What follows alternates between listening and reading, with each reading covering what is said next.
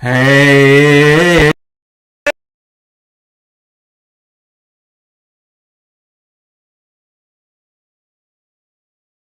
amazing here. Let me know if you can hear me. And I've already got a very kind volunteer, Andy Darby's going to play me. And so, yeah, I'm going to try and explain as succinctly as possible what I'm trying to do and what Andy should be trying to do.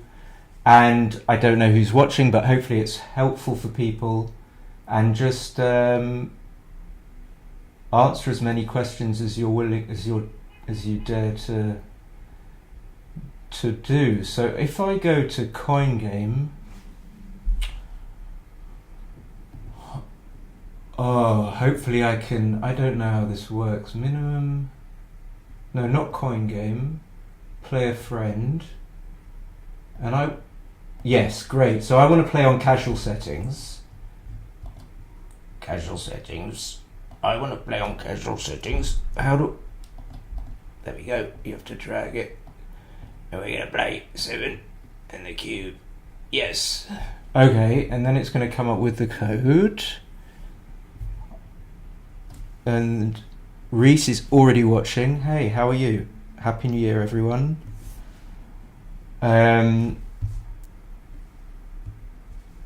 So hopefully plenty of time. And hopefully the stream is not glitchy, and I just sent the code to Andy, so it should start any moment. Brilliant. Andy has the same thing as me. Maybe he changed that, but his win percentage is 66%. Anyway, okay, so 4-3, I'm just gonna play 2 down. Not going to talk about silly opening moves. So here Andy should... Well, I'll talk about this move because... Yeah, it's a key concept. You shouldn't split when I brought 2 men down into the contact zone. Got my arrows.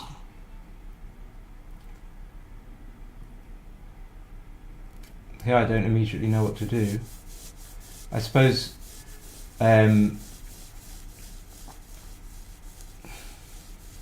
actually I don't know what to do.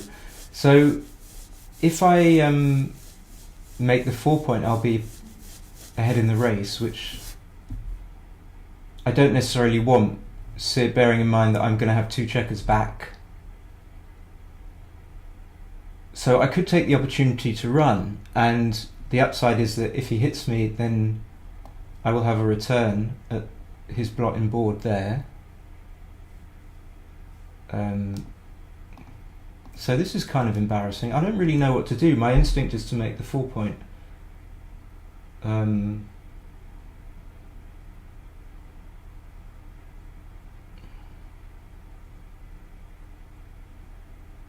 But I suppose you have to take the opportunity to run. Now my arrows program has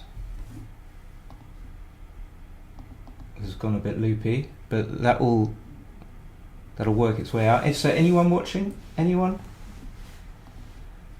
I just have okay, I think it's going to work now. Or should I force quit this program? No, that doesn't work. Wow, we've got 13 people watching just when the stream is breaking. Please don't break.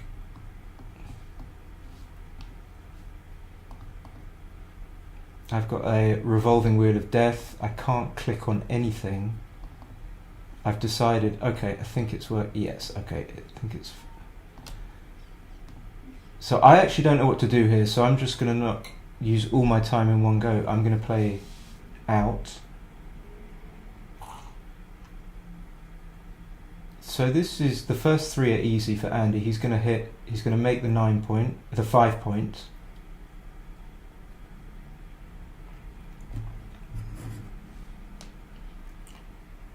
And then I suppose he's going to bring another one down. Hey Bob. So,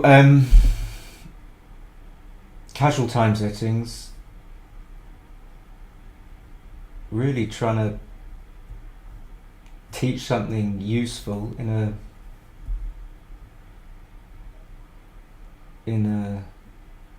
an intelligible way.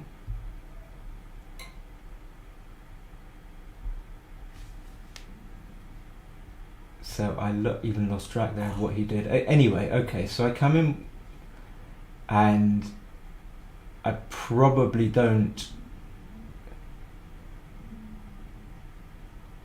play 10 to 5, although even this is not 100% clear. But if I was playing this over the board, I wouldn't take too much time because I don't think the difference is going to be too big. The thing I don't like about playing the block from the 10 to the 5 point is that there aren't an awful number of covers later to make it. And if I leave it on the 10 point, then I get to be able maybe to build for more points. And of course, what we're always looking for is duplication and diversification of numbers. So Andy's double seems fine. He's 13 pips up. What I notice is he's got generally good twos, so his twos are going to play well on the other side of the board. Add to that he's got a good 1 to hit me on my 10 point or his 15 point, plus a good 9. So the double isn't in doubt. The take is very easy. For people who aren't immediately familiar with take pass decisions, and they might be slightly... I'm going to play this quite quickly because I'm just trying to finish that thought. They might not be immediately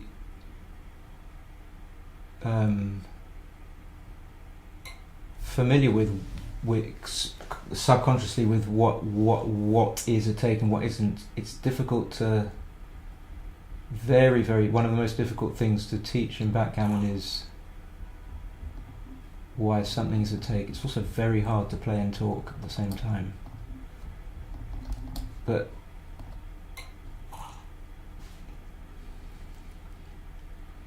so we got into, I can't remember what Andy rolled before my double 6. So he should make the 3 point, he will do. So the danger for me obviously is that I could end up leaving blots, or I could get lucky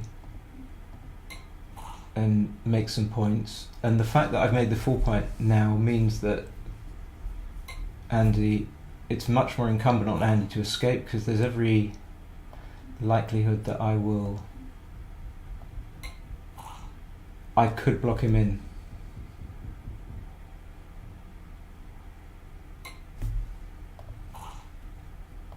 Okay, I'm not going to split. So one thing I'm noticing is whether or not we split at the back, but there just doesn't seem to be any gain whatsoever. So it seems to be a trivial decision not to split.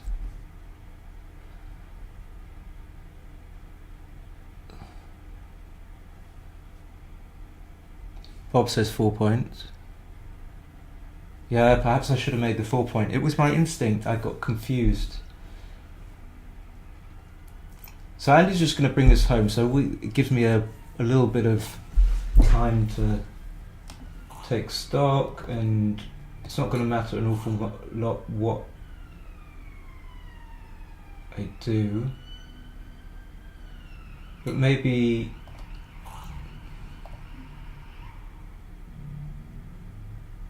I think I want to bring that in so that I don't have to play a 6.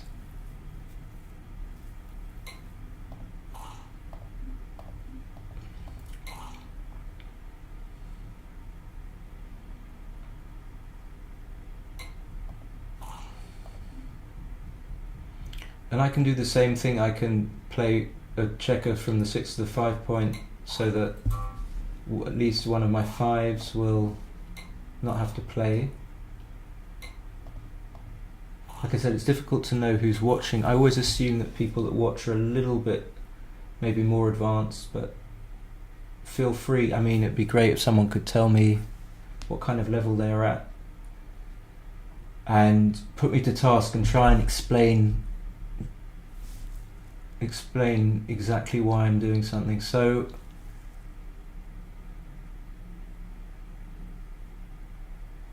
this is a little bit awkward for Andy, but I think that was the only play, the safest one.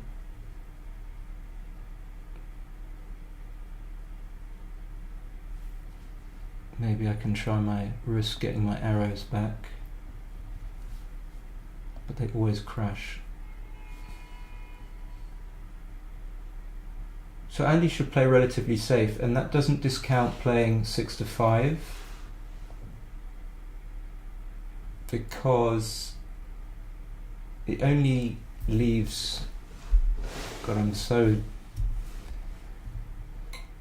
not on it at the moment. This probably is the safest, but it fails to take a checker off. So there's also kind of some, I guess safety isn't the right word, but you increase your winning chances certainly to some degree when you take an extra checker off. So Andy should definitely come closer here to minimize the number of shots that hit. I disagree with that. I don't understand that, because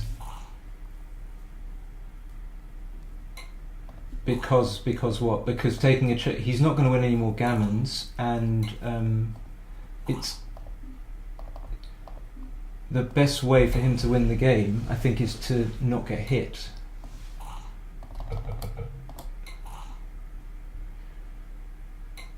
Anyway, so let's look at the time. It looks like this time setting is kind of a bit more appropriate for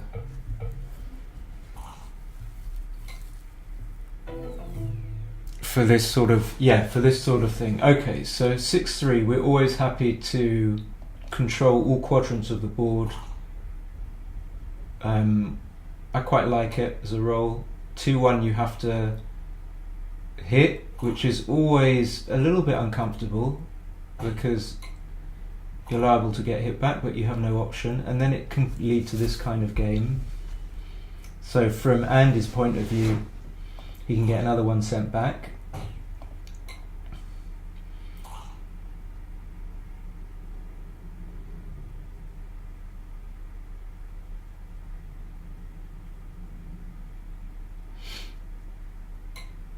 Of course, he hits the man that's further away, that's closer to home, pardon me, so that it sends me back more pips. So basically slows me down in the race as much as possible. So the first thing I notice in positions like this is, can you make an outside point? And usually if you can, you should. And so Andy actually didn't. Without looking at the position in depth, I wouldn't be sure, but I think that making 11 was a contender, and especially because he's not ahead in the race, so he's not trying to protect a race lead and not get hit. Anyway, so this is a little bit tricky if you don't know what you're doing, and I don't. So it might be quite obvious to some people that you should just hit, and I guess I might do that, especially because I'm trailing in the match, and so I'm happy to increase, let's say, volatility, if that's the right word. But the alternative is just to run from the 23 point because I'm ahead in the race. I don't think they're going to be close, it's just I don't really know what the right idea is. One of the reasons, again, that occurs to me for not hitting is that after the rule is said and done, I don't want to have the checker on the 23 point, still on the 23 point, because it's a bad place to have the checker. Oh, okay, so the arrows are no, they're not working. But it'll give me time to talk about. I can't click on the screen. And then if I do hit and then I come down to the 9 point, so I play 8, 5, 13, 9, it's great that the numbers are in there so people can kind of see what moves I'm advocating for. Then my checkers aren't best placed to build. They're kind of awkwardly placed. I have to strip the 8 point. If I want to hit on the 5 point, the best checker to do it with is one from the 6 point. So whilst the Andy is being extremely patient, whilst the thing is ticking round, I'm probably going to hit, just because if I don't hit, even though the 4s are duplicated, I really don't think that I want my opponent just to make his golden point. And not only that, he has 15 numbers to make the point, but he also has a 6-2. Okay, here we go. That would make the 18 point. So I don't know about this. What do people think? I mean, it's not a matter of what's right or not. It's just, I suppose, a matter of trying to come through with the thought process. So, and the idea, I suppose, is when you get hit, okay, so you lose that slender lead in the race that you had, but you can carry on hitting. Let's say I roll a 1. I wanted to roll a 1. Then, or even a 4, I would have been able to hit back on the 5 point.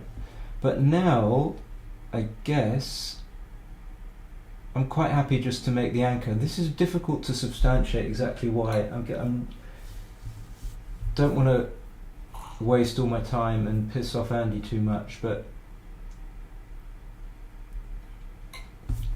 I guess that because no other hit was that beneficial for me,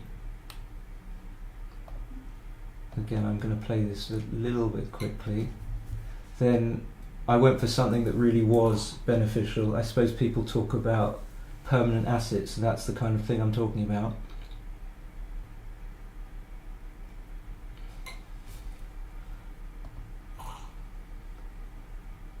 So this is a kind of tricky, but this is a classic position that does warrant talking about. So maybe the play is obvious. So the fact that we're tending to be behind in the race, even though we're going to be 3 pips up after the roll, means that we probably don't need to run. And in any case, even if we were ahead, it would be good to block our opponent. So bringing these checkers down to 11 blocks our opponent's, some of our opponent's 6s, notably double 6. And similar thing for Andy to do is just to block me in, because it's so beneficial, and then make a point and board. So that's a kind of easy play, I suppose. This also is, because I can't do anything else that doesn't leave shots.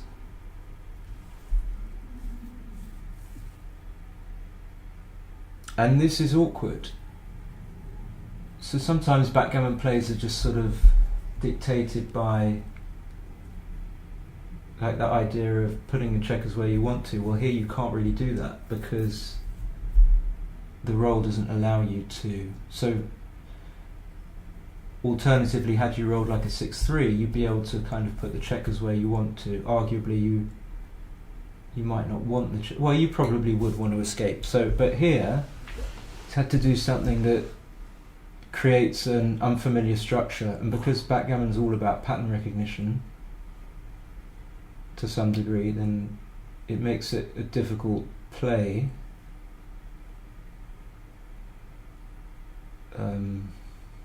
Likewise,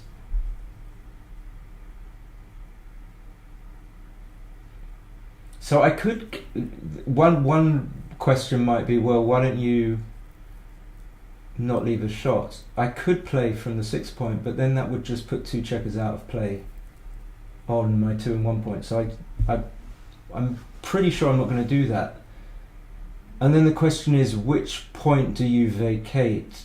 And I don't know if I can even say exactly why, but I think I want to keep this, and I think the idea is that if I get hit here on the 14 and 13, it's not that bad. Plus, added to the point, I'm not really ahead in the race, so I'm not desperate to move from the back anchor. Even if I was ahead in the race, it probably wouldn't be right to move from the back anchor, because the back anchor provides me with kind of an ultimate safety. So I'm trying really not to talk shit here, but I'm just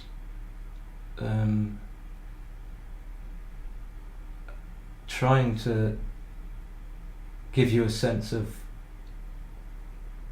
what I'm thinking, even though it might some of the things I'm thinking might be completely off. Again, another example of a play where the checkers don't go to an automatically obvious position, so he can think about lifting the 10 point, and he might see that and think, okay, that's the best alternative. If he doesn't do that, he can certainly come out and fiddle with the checkers in board, so he would probably come out with a 4, because if he comes out with a 2, then he would have to break the 8 point. But then again, well, I don't think that's the right play, but I couldn't be sure. If he breaks the 8 point with the 4 and comes out with a 2, he leaves a lot of shots. Hey, Divol Zelikaf. Happy to play if I've got time.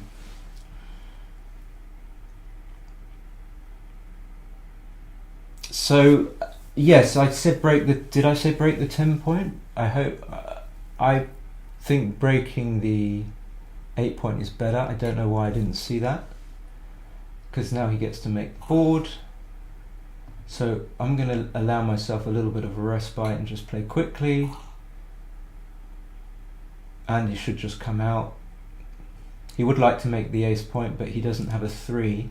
Well, he could play 13-10, but that would leave shots. So I don't believe that's the... Hey, Simonoid.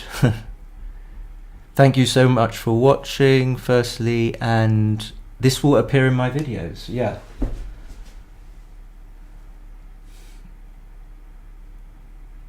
I really wish I had arrows, but because sometimes when I talk about the points in the board, it's not immediately obvious which ones I'm talking about, although they are numbered. So, I need to take this off, that will be better. So now at 4-3, again this kind of nip and tuck game.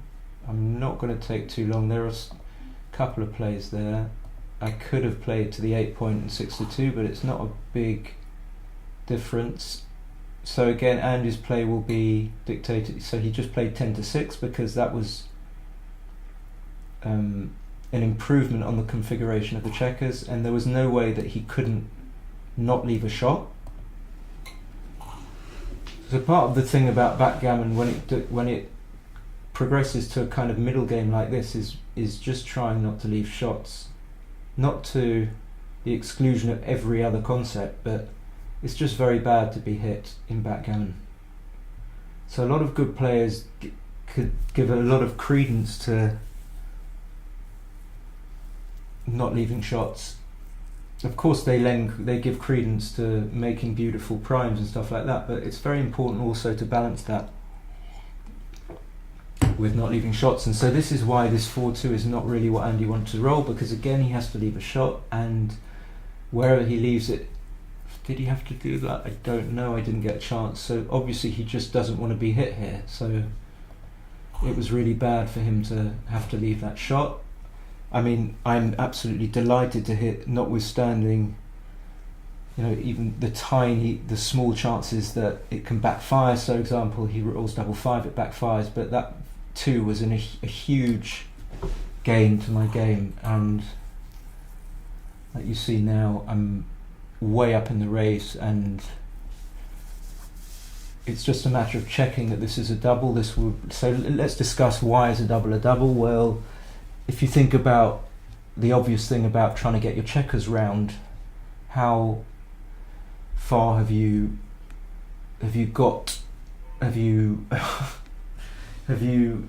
achieved, how far are you to achieving that goal? And so here I've got one checker back in his home board, one checker in the sort of mid board. But everything else is pretty much there. So I'm kind of, let's say I'm 6 out of 10, or maybe 7 out of 10 to getting my checkers back all into my home board. Then we can obviously see that he's on the bar. So hopefully just a very simple look to this position can illustrate that what and why you might double. And the difficulty is whether or not to take. So I probably wouldn't have done.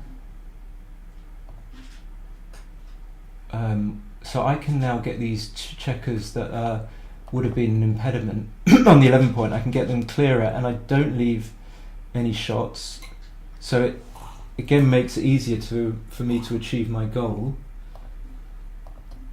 which is to bring the checkers in safely. I can make the 2 point and still have a very good prospect of getting them in safely. Now the question is whether or not I make the 1 point. Excuse me. Now I think it's possibly right, but actually it might be right. So let's just put it on the board. If I do this, and the worst case scenario he comes in with a 5, I've still got a reasonable chance of bringing my checkers in without getting hit. So for example, if he rolled a 5-4, he wouldn't really love to come out and give me a double shot. And that's the kind of thing I'm looking at, whereas this is much more likely to win the game, but might not win a gammon.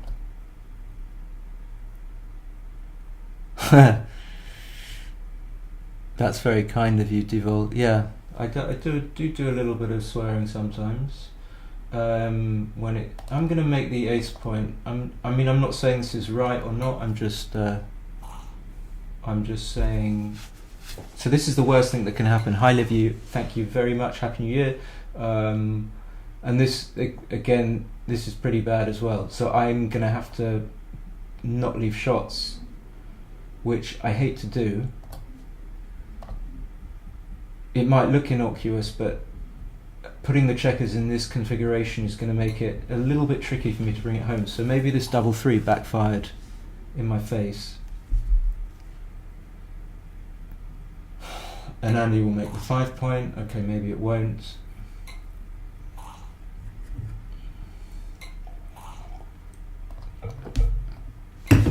I'm going to be back in a sec.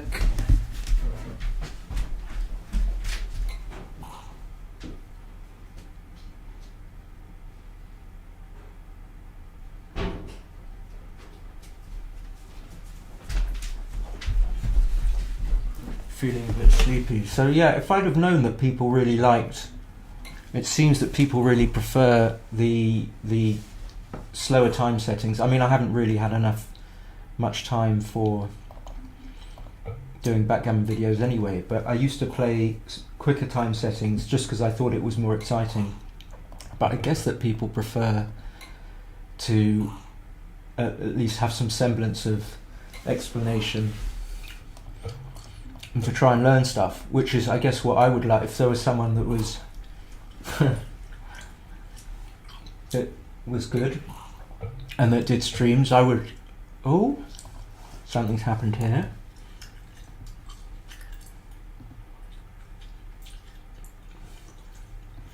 It's just gone blank. Just reopen game. Okay, fine. Go back, yeah. Okay, don't know what happened there.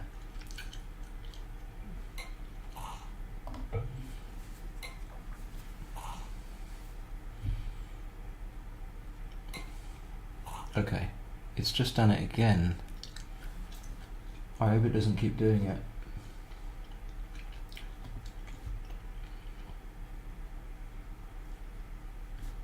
Okay, it's done that.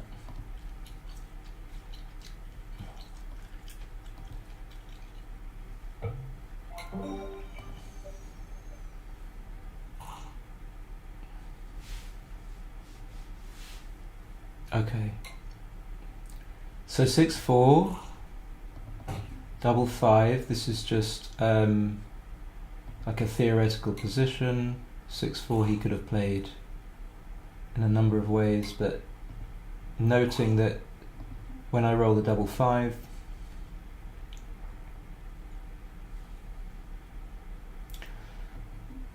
I don't know what to play here, but I'm not going to talk. I'm going to choose judiciously what I talk about. I didn't know whether that was the right play. I think though Andy here should make the 16 point,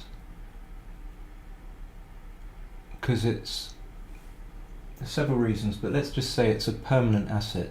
So if everything else goes wrong in his position, he's got some kind of anchor, and it's almost an anchor in board because it's just close to the board. So he does that.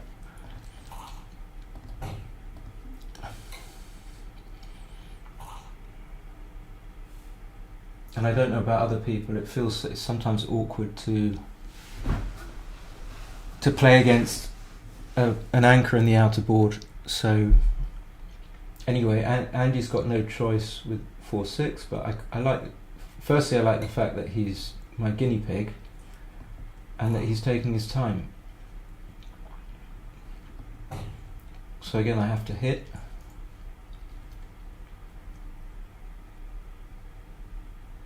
I could bring the 1 in from the 7 point, but then again my general thinking, kind of not lucid thinking, is that I need, because I haven't got much of a crystal clear advantage, I need to try and go for a bigger advantage by playing a bit more flexibly and having more builders and bringing the checker into the 6 point, although it was safe, it didn't enable me to do so. Now I'm 20 pips up, and initially I didn't even think that, it didn't occur to me that this was anything. I'm a bit woozy and tired. But this is probably a double, just because this is the point. I mean, if I was explaining to someone who was an intermediate or beginner, this is the point at which the game can swing. So for example, if I roll a 5-2 or a 5-1 or a 2-1 and the opponent doesn't come in, then the game could turn massively. Having said all that, the thing that I'm unsure about is the value to the opponent of the checkers on the 9, so on his 16. It's going to be difficult for me to fully execute a blitz because I won't be able to put any checkers on the point that he is occupying. But anyway, it's weird, I'm not sure why I didn't think this was a double, and that could be because it isn't, but it's a very easy take. Hey guys, you're being way too nice. Thanks, Len. Yeah, I think I'm getting a feeling for, instead of me like trying to show off, which is always it's always a danger, that it's just to do something that people actually like, and I think people prefer this. It's really not so easy though to justify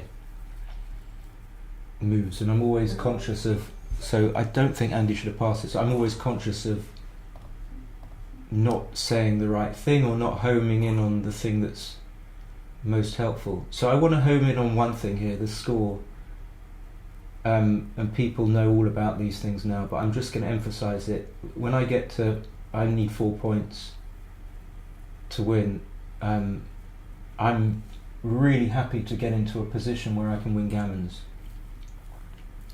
And even now, after this innocuous little sequence 5-3, 4-5, I can suddenly gain a huge advantage. I mean, I'm not saying that this is anywhere near a double, but the idea is there, and that's because of the score. Whereas if I was maybe just even at 2 and he was at 2, I wouldn't be having that sort of sense where I can really be opportunistic.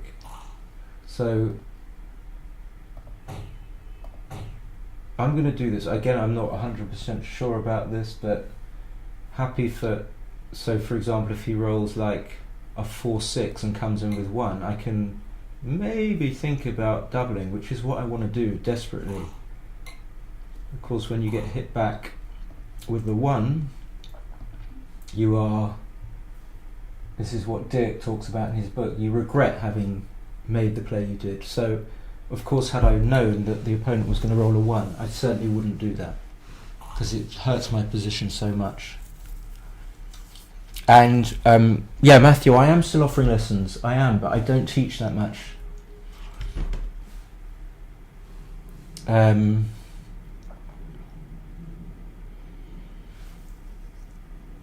So this is tricky. If I could, wish I could show my arrows. The fact that, okay, maybe it's too late. I will, hopefully some people will stick around. I'll try and review it. If not on XG, then on the on this platform here. So the fans generally, of course, people know, are huge. They can be the trigger points for doubling, and they're usually easy trigger points for doubling. This isn't a double, but I'm trying to say why fanning would be a trigger point for doubling, but maybe it's so bloody obvious it doesn't need to be said. But generally, when you've got one of your opponent's checkers on the bar and you're on roll, it's just a huge tempo advantage. So here I'm delighted. I mean, of course, again, well, this is a bad roll, but we're delighted to be in this position as white. A lot of backgammon games come down to those kind of moments. Again, I'm not, disclaimer, I don't know whether I should be doing what I'm doing. I'm just trying to provide some sensible tidbits. It looks like Andy's making the bar is good, and it's the best improvement he can make. I don't see anything else. Of course, if he had a fourth checker on the 6 point, he could consider making the 5 point, and it would probably be better. Okay, so I think he was just looking at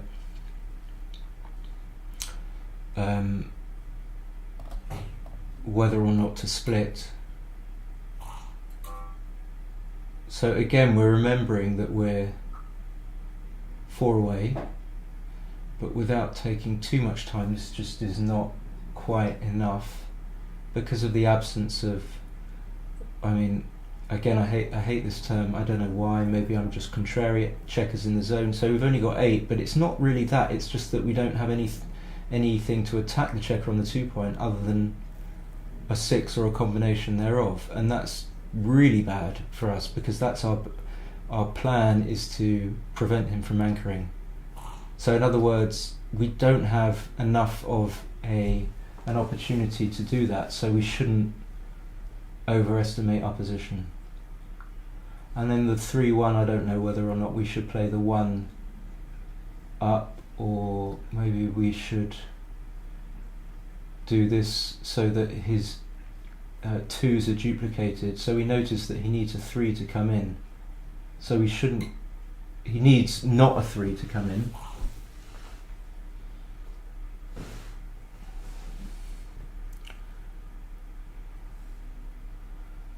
So double 5 is a fantastic roll, so he will, first easy play in a long time, so he'll come in, hit loose on the 4 point and make the 3.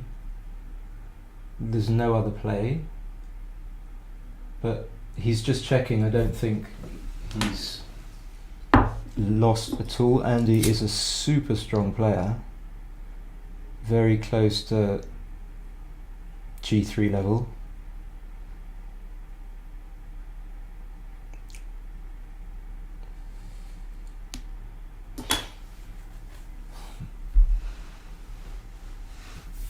So yeah, he's just debating that.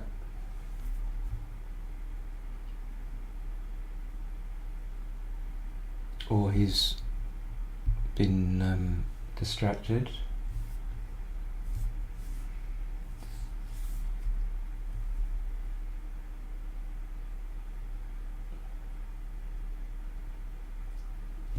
I think it might be lovely weather for a run. And Andy's actually a serious runner. Likes to go out in the snow. Don't get the opportunity much. So I think something's happened. I hope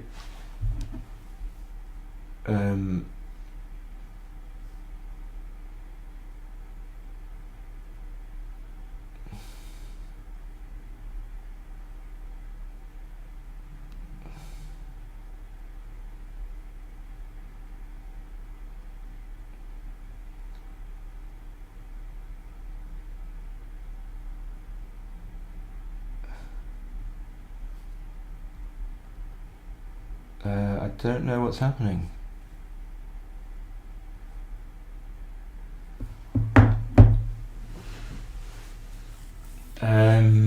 I don't know what to do. The clock's just okay. So he was just on the phone or something.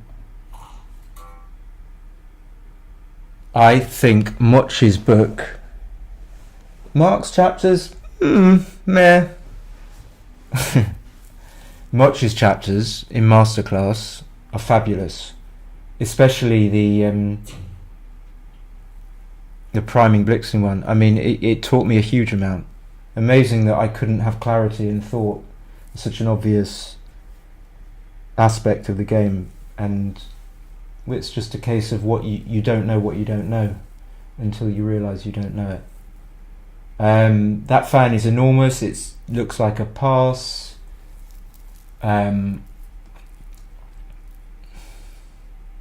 Just because my board isn't strong enough, well, just because I'm 23 pips down in the race, that's the first thing. And then we look at the likelihood of him covering the block and the 4 point is pretty likely. So I think this is an easy pass.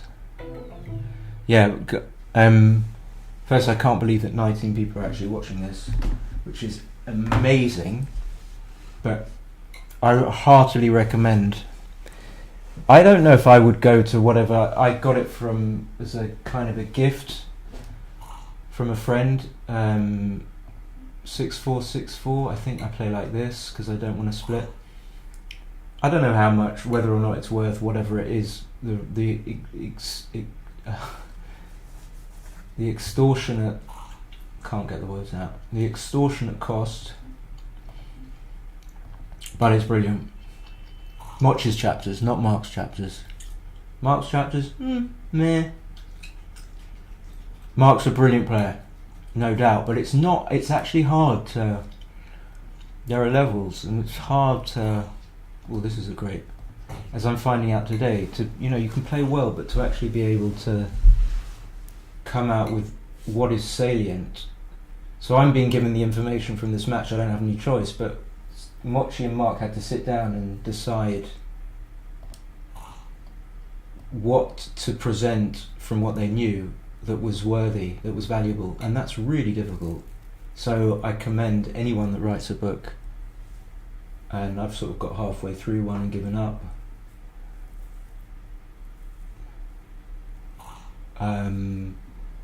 But I was about to say that Andy was definitely in a strong position even before that 4-2, and so noticing that,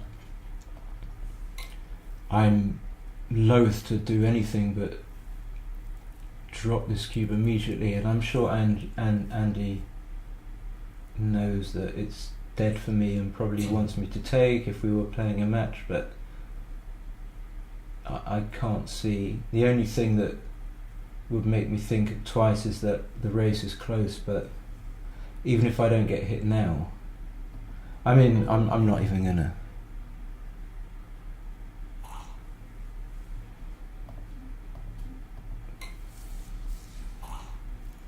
Yeah, it's easy for me to poke holes. I shouldn't do that, but I am legitimately saying that whoever comes up with material that's a little bit worthy has done a great job, because it's very, very difficult. And then you have to find the positions which illustrate your points. And you have to not get caught up in trying to show something that's interesting. Yeah, that double two is absolutely right, I think. I don't know about my 2 here. I could come up like that. Let's just see whether or not that's an error in the...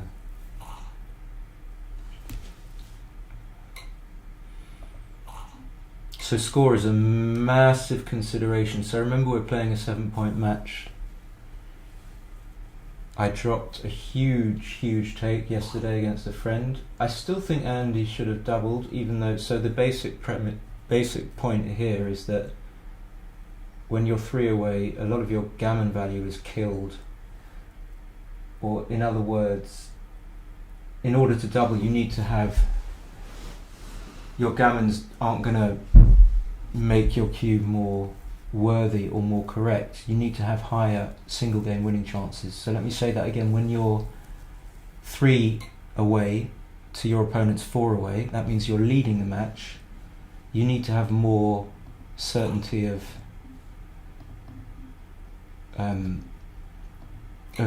being able to bring the game home just as a single game. When I was uncomfortable in the prior position, but now I'm more comfortable because I just made the valuable blocking 11 point. So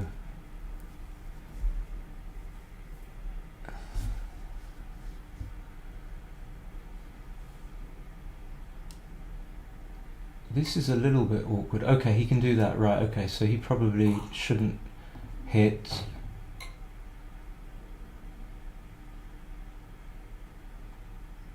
That gets me out of dodge. I mean, I'm still not happy with my position. Even after that, I've got a big liability, which is that. So I fix that liability and go for it, I think. The other thing to notice is even if I did something else with the 6, I would still be leaving shots because I would have to play from the 16 to the 10.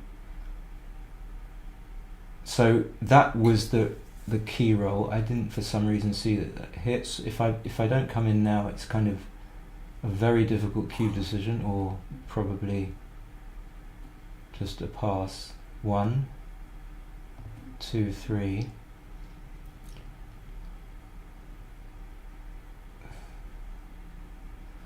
So coming up to 21 does of course have some value, but the fact that I can escape with a 6 anyway means it's really probably not worth causing myself a huge amount of danger.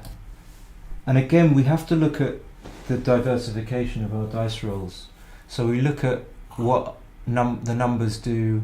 If we're Andy, we look at the 5 would be used to hit from 16 to 21, and whether or not we have a useful 5 on the other side of the board. And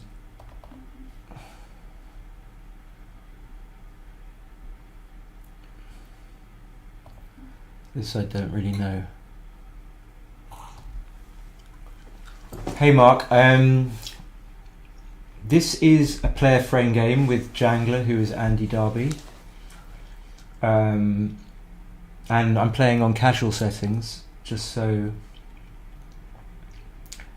I can try and explain myself. This is not a good roll for Andy, I don't think. He's going to have to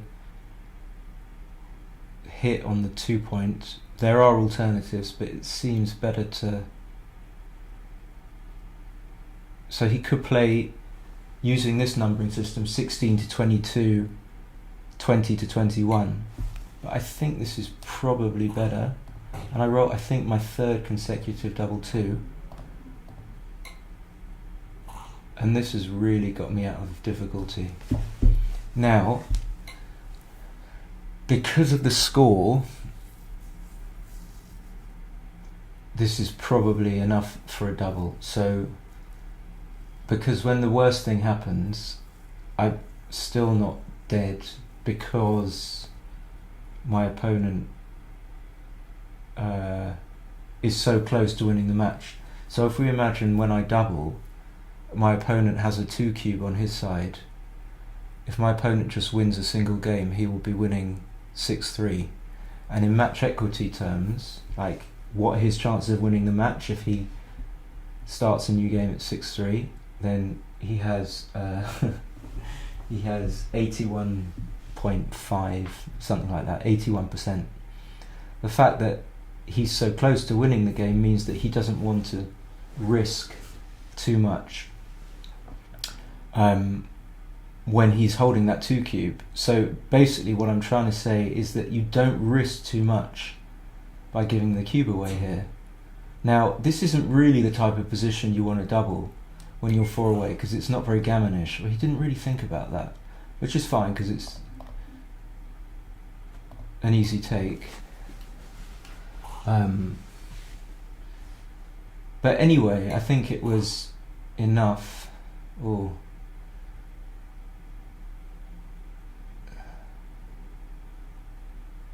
Okay, well,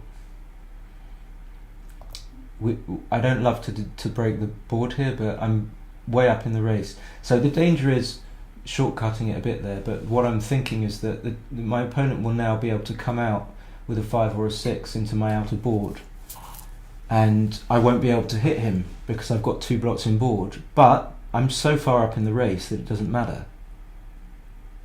Ideally, I would love to have been able to keep my board, and when he came out with a 5, I mean, he might not even come out anyway, but if he did, I'd be able to hit him and send him back and be more sure of winning the race.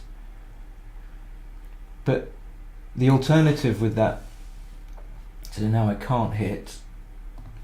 Oh, I don't want to do that. So 4, and then bring it in again rather than making the board. 22 pips up.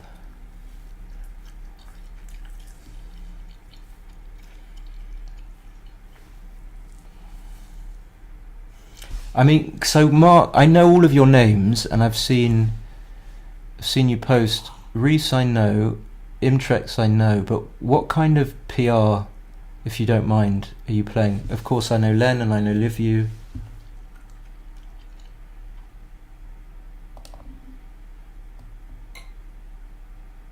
I don't know whether that was right, I'm just sort of... what kind of things would you like me to talk about if it's possible to be directed?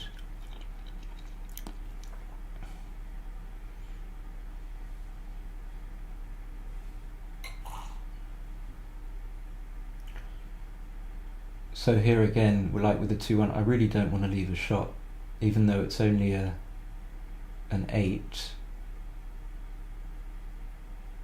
And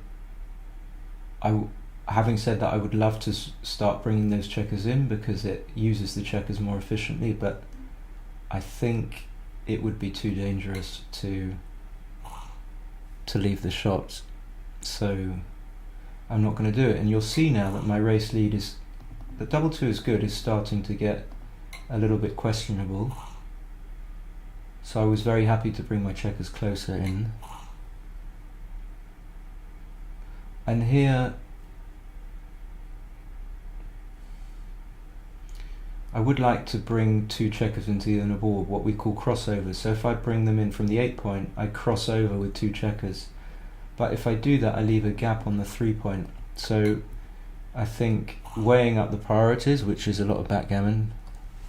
Hey Christian! Hey Chris!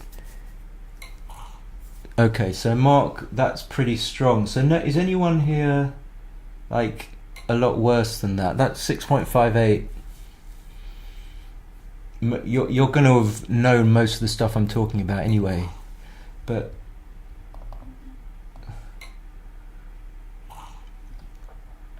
I think people that get down to like 10 or 11, that kind of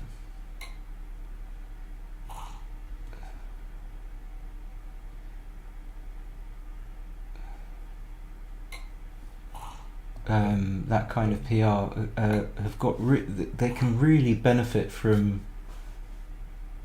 what can they benefit from? Just a few key concepts, and of course when you get better it's more difficult to generalize, and it's perhaps more a case of specific scenarios on a backgammon board. I don't know, like just as an example, like when you save the backgammon at what score, or what your take point is at 4 away, 2 away, and those are distinct things. Or like this, like a match equity calculation. So this is a big no double. I'm really surprised he doubled. So this is going to be the end of the match. So let me just check I'm not making a mistake. So if you have 6 checkers versus 6 and you're on roll, then you have your opponent has a 21% chance of winning, so you have about 79%. Now here, Andy doesn't quite have that because he can miss. So what am I trying to say? I'm trying to say that I know that if I have above an 18% chance of winning this match, then I should take. So I know that Andy doesn't have anywhere near an 82% chance, which is the sort of reciprocal of that, or whatever the right word is.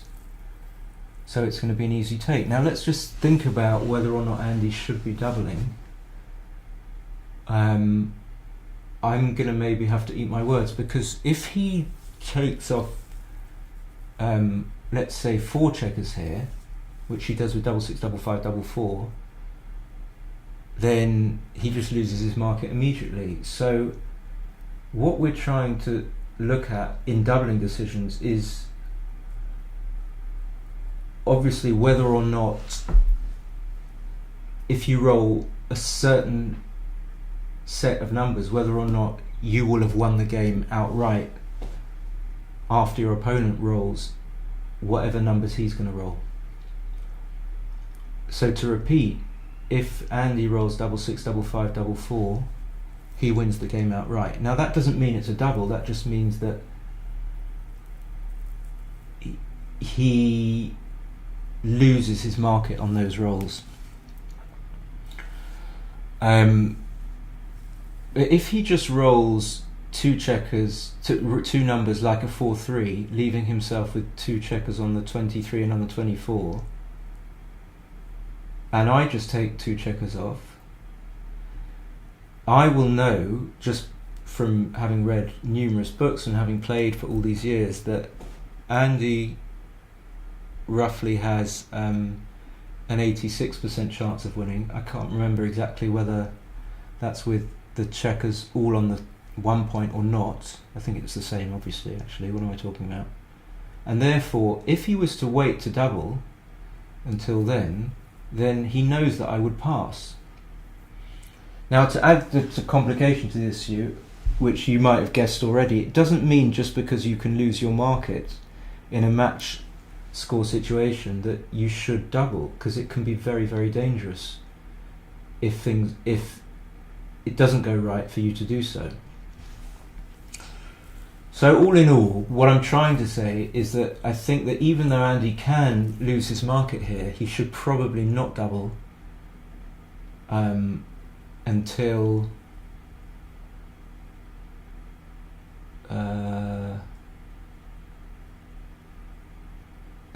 the next go. Yes, is that what I'm saying? I think so. In any case, it's an easy take. So double 2 is just like taking 2 checkers off, in a way.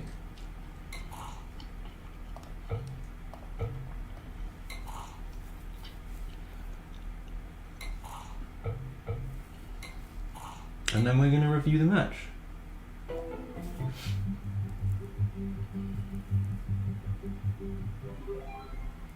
Okay, that's not too bad for all my chatting rubbish. I don't want to embarrass myself. So let's just have a look at the analysis. I don't think we need to go through extreme gammon, and hopefully, yeah, Liv, you think is the I was thinking that, Liv, you but there are plenty of watchers who haven't confessed. So 4-3, 4-1, slotting, not splitting against my extra men in the zone. 6-5, I was right to run. So, maybe it was a bit of good luck, but I explained when I was playing,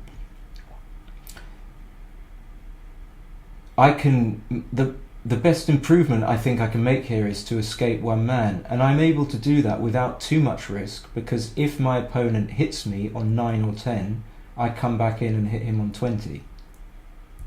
Anyway, so Andy covered with double 4, and then in fact I made a blunder here with the 5-1. That's perhaps because a lot of my opponent's 4s are duplicated. And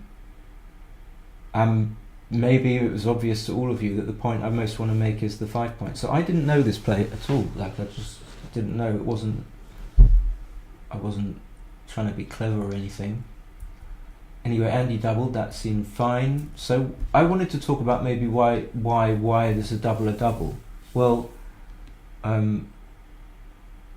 once you know that the cutoff is 25%, where can you go with that? It's not very helpful to know that you just need 25%. You need to know what kind of positions are those positions where you might have close to 25% or not quite enough, and be able to take or have to pass. So approaching it from the doubling side, you just have to kind of visualize in a way, like if I roll this or that, then the position will look like that, it will look like that, and then if it looks like that, then somehow you already have to know that that is a very strong position. Now, I don't think there's any way of being good with the doubling dice unless you already have some sort of inbuilt sense that something is a good position. If you don't already know that, you wouldn't know that this would be a double. Now, just looking at the position, it's kind of obvious that Blue's got a strong position because he's got the 5 point and he's got like the ability to make extra points in his sort of 8, 9, 7, 6, 5, 4 area, and I've got no board. And the thing I often look at in doubling decisions is the race. So he's 13 pips up, that's a big benefit as well. And then one thing that maybe is obvious is that my checkers are all the way back on the 24. So in some ways the position is already strong enough. So the question is, well, why is it a take? And it's such a silly thing to say, but somehow in backgammon, without being able to explain it another way, that you can have chances just from a kind of a last roll thing. So people will talk about, maybe this will, if the worst case scenario happens and Blue brings around all his checkers and you still have just 2 checkers on the 24, then you might have 10, 12, 15%. I don't know the exact percentages and it doesn't matter, but the point is that you still have some chances.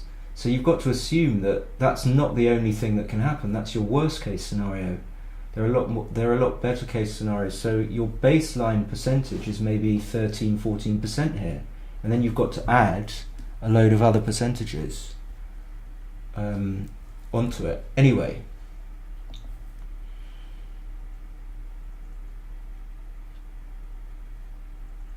the other thing that people don't want to do is cycle through quite a number of the dice rolls. So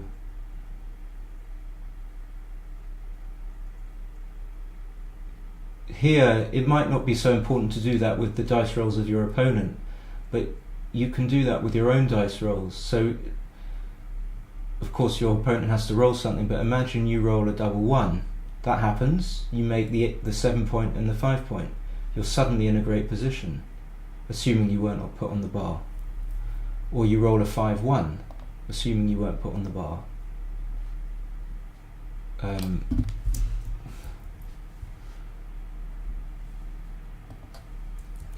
The arrow is still turning around. By the way, I don't know if any of you guys are not subscribed, but if you could subscribe, that would be great.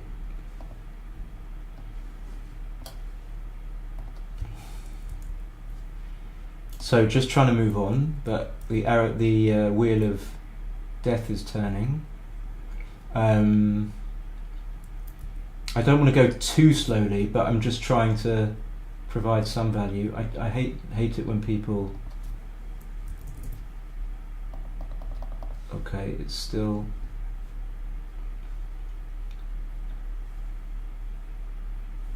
Still going round. So anyway, maybe try and move on without actually having the board. He rolls a 6-1 and hits and makes the 9 point.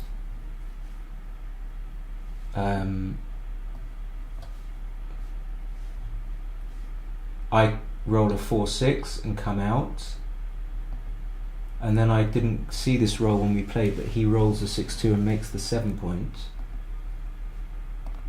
What is going on? Please. No.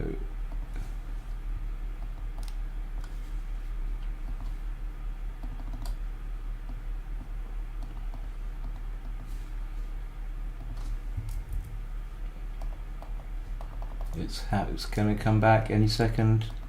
It's going to come back. It's going to come back.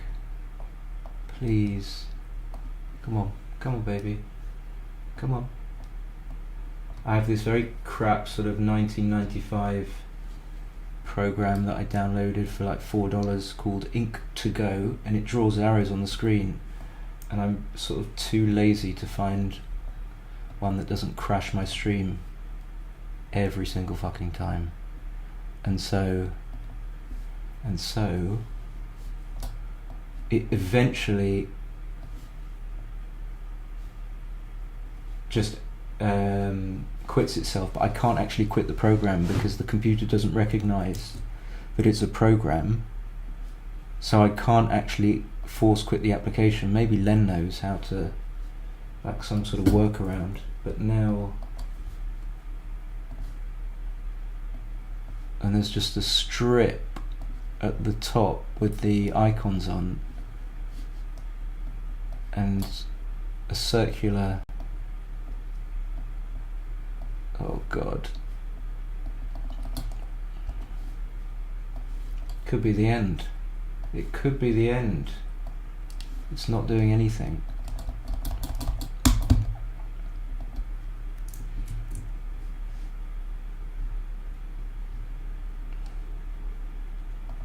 Oh, maybe I found a workaround actually. I know.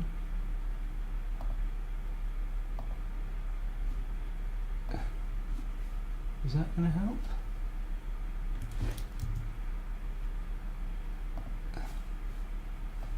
No, that does nothing. I'm more frustrated than...